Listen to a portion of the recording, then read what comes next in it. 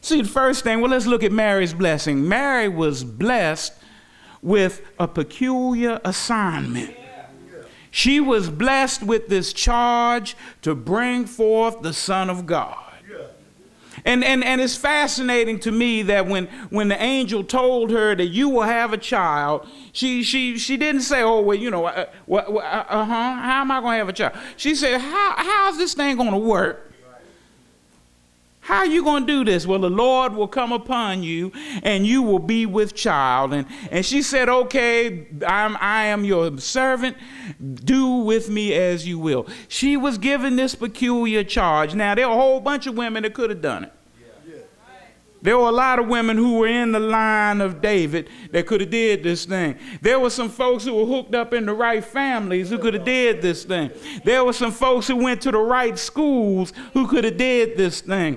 There were folks who were traveling in the right social circles who could have did this thing.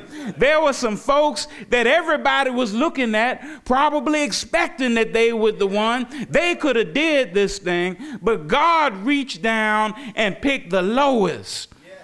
He picked somebody off the radar.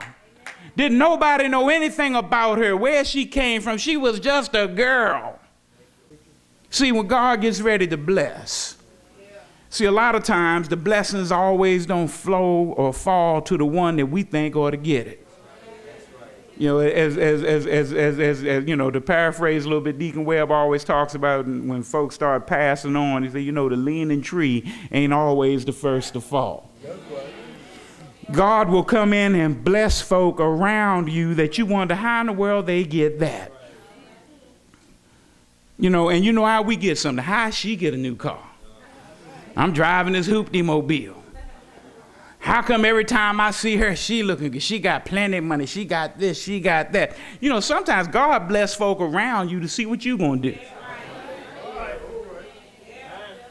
Truth be known, the reason he hadn't blessed us with some of that stuff, because some of us go slap crazy if we got it. So, you know, tell the truth. That's why you ain't driving that Bentley. It's not because of your bank account, because God knows you ain't ready to handle that yet. Be blessed that that hoopty still crank. Mary was blessed with a peculiar assignment. And the thing that I want you to understand, my brothers and sisters, as we look at these blessings, as we look at these assignments that God give us, we need to ponder what's going on, because a lot of times our assumptions don't line up with the assignment. You see, Mary could have assumed, oh, I'm going to be the mother of the Son of God. Then I'm probably going to have it going on. I'm going to have the child of the King. And now, I don't know. The Bible didn't say. I'm taking a little license here. Maybe Mary figured, oh, if I'm going to have the king's kid, that I won't have to worry about money. I don't have to worry about my status. Because everybody know I got the child of the living God. They're going to be really looking up to me. She probably figured, you know, you couldn't have a better, more stable family life. You know, here, your baby daddy is the Lord. You know, he going to hook that thing up. I shouldn't want for nothing.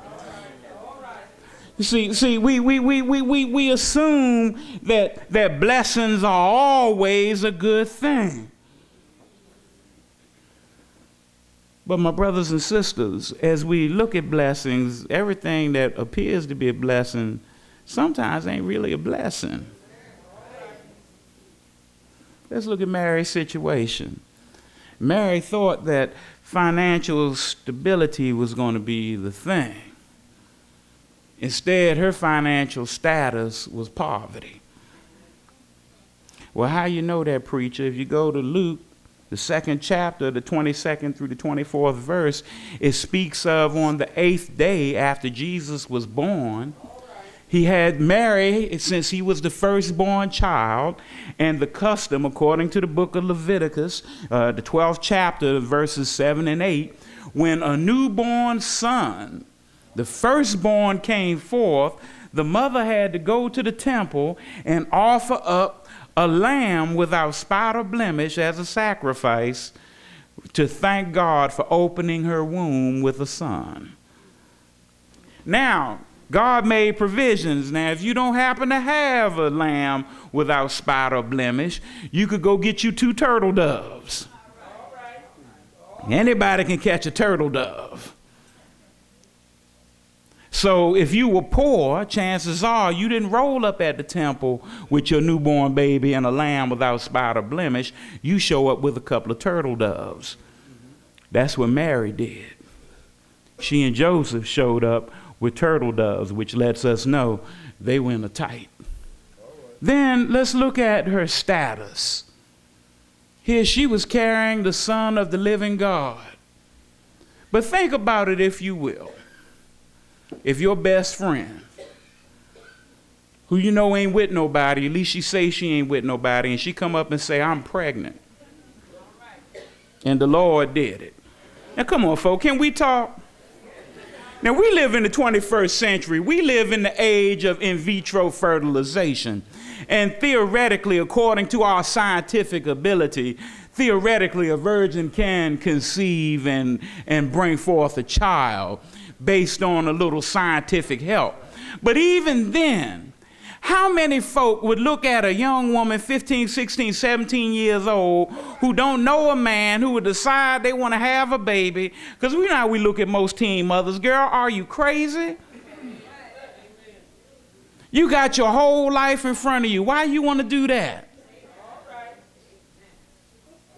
Mary not only had that, but she also had the stigma of somebody, you didn't go to the test tube.